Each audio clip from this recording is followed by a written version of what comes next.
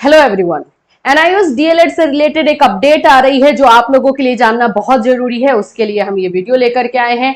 आप लोगों को पता ही होगा कि हमने जो है एनआईओएस डीएलएड के जो वरिष्ठ अधिवक्ता हैं उनका हमने इंटरव्यू किया था। उन्होंने डिटेल से जो जो चीजें बताई थी वो एग्जैक्टली अपनी जगह पे जा रही है। उन्होंने बताया था कि बहुत जल्द जो है इसमें आपको नंबर, बहुत सारे और भी डेट जो है केसेस के, जो हमारे केसेस हैं उसके डेट आपको मिलने वाले हैं। तो बस अब आप लोग जो है एनआईओएस डीएलएड के जितने भी अभ्यर्थी हैं उस चीज पर बिलीव रखिए, उन सब चीज पे जो है आप विश्वास कीजिए और थोड़ा सा पेशेंस बना करके रखिए। आप लोगों को एनआईओएस डीएलएड में बहुत अच्छी चीजें जो है आगे मिल सकती है। चलिए सबसे पहले तो इसको स्टार्ट कर ले। तो ये जो ट्रांसफर पिटीशन का जो केस है उसका जो है वो लिस्ट हो चुका है, यानी कि 23 सितंबर को 23 सितंबर को ट्रांसफर पिटीशन में सुनवाई होने वाली है। अभी आप लोगों को मैं डिटेल से यहां पर दिखा दूं तो आप देख लो। 16788 ट्रांसफर पिटीशन का जो है ये डायरी नंबर है और यहां पर आप देख सकते हो केस जो है आप लोगों का लिस्ट हुआ है 54 नंबर पे। तो 54 नंबर पे ये केस लिस्ट हुआ है। अब इसमें सुनवाई होने वाली है। आप लोगों ने अगर वो वीडियो अभी तक नहीं देखा है जिसमें कि हम लोगों ने मनदीप कालरा जी का इंटरव्यू किया था, जिसमें उन्होंने एनआईओएस डीएलएड के बारे में खुलकर के बात की थी, क्या क्या चीजें चल रही हैं, क्या और होने की संभावना है, किस तरह से सभी चीजें अपने टाइम पर है। इनफैक्ट उनके अकॉर्डिंग तो सब कुछ जो है अपने टाइम से पहले चल रहा है। क्योंकि अगर हम कंपेयर करते हैं और रियली में हम भी अगर कंपेयर करते हैं बीएड वर्सेस बीटीसी से, तो हमें देखने को मिलता है चाहे रिव्यू का डेट हो जाए, चाहे रिव्यू एक्सेप्ट होना हो जाए, वो सभी चीजें जो है इसमें पहले भी हुई है और पॉजिटिव भी हुई है। तो इसलिए उनकी बातों में जो है पूरी तरीके से आपको सिर्फ सुनकर के विश्वास करने की जरूरत है नहीं, आप खुद जो है इसको मैच करके देख सकते हो। अब हमारा बात है कि ट्रांसफर पिटीशन जो 23 सितंबर को सुनवाई होने वाली है उसमें किन किन चीजों पर डिस्कशन किया जा सकता है। देखो, सबसे पहली चीज कि ये तो हमें अपने दिमाग में बिल्कुल रखना है कि ये हारा हुआ केस है। हारा हुआ इन द सेंस कि पहले से इसमें जजमेंट आया हुआ है।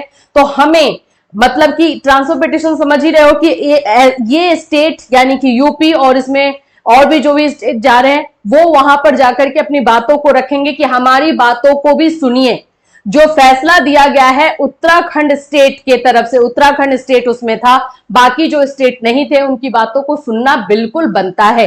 तो अब यहां से जो केस स्टार्ट होगा, यहां से जो बातें रखी जाएंगी एनआईओएस डीएलएड के बारे में, वो 1 बाय 1 सारे पॉइंट्स होंगे। जैसे कि पहला पॉइंट हम लोग जान ही रहे 18 मंथ्स का पॉइंट है कि एनआईओएस डीएलएड 18 महीने का है, बाकी जो है आप लोगों का रेगुलर डीएलएड 24 महीने का है, तो ये बराबर कैसे हो गया, ये सारी चीजें वहां पे क्लियरिटी की जाएगी। बट अब देखने की बात है कि 23 सितंबर को होता क्या है, क्या क्या चीजें जो है इसमें आएंगी, कौन कौन पॉइंट्स पर आर्गुमेंट होगा, ये भी हम देखेंगे। जैसे जैसे अपडेशन आएगा हम आपको बिल्कुल अपने चैनल के माध्यम से बताएंगे। तो ये ट्रांसफर पिटीशन से रिलेटेड है। एक और केस की बात कर ही लेते हैं। रिव्यू पिटीशन को लेकर के बहुत ज्यादा क्वेश्चन ये पूछा जा रहा है कि रिव्यू को लेकर के क्या चीजें चल रही हैं, रिव्यू का डेट क्यों नहीं आ रहा है। तो आपको हम बता दें कि रिव्यू का डेट जो है आपने भी सुना होगा, ये बिल्कुल क्लियर है कि इसका डेट लगने वाला है, लेकिन अभी थोड़ा सा इसमें समय लग सकता है या मे भी आपको बहुत जल्दी भी मिल जाएगा। ये जानबूझकर भी किया जा रहा है, ये भी मैं आपको बता दूं, ताकि हमारा जो ट्रांसफर पिटीशन का केस है वो पहले सुना जाए, वहां के पॉइंट्स क्लियर हो जाए एंड देन हमारे रिव्यू में आए। अब कुछ लोग ये बोल रहे हैं कि ट्रांसफर पिटीशन एक अलग हो गया है, उसमें जो चीजें निकल कर आएंगी वो सिर्फ यूपी के लिए होगा।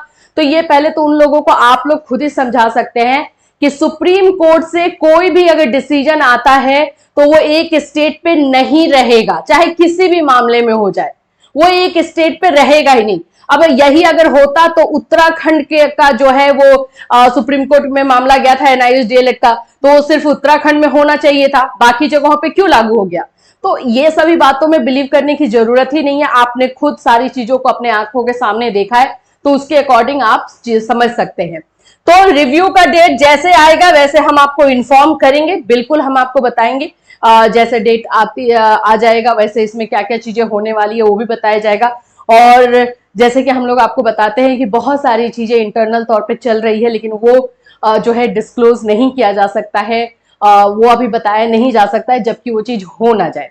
तो बस पॉजिटिव रहिए, अपने भगवान अल्लाह गॉड से प्रे कीजिए कि एनआईओएस डीएलएड में बहुत जल्दी आप लोगों को पॉजिटिव इंफॉर्मेशन देखने को मिले। और जब भी पॉजिटिव इन्फॉर्मेशन आएगा आपको इसी चैनल के माध्यम से ये इन्फॉर्मेशन दी जाएगी।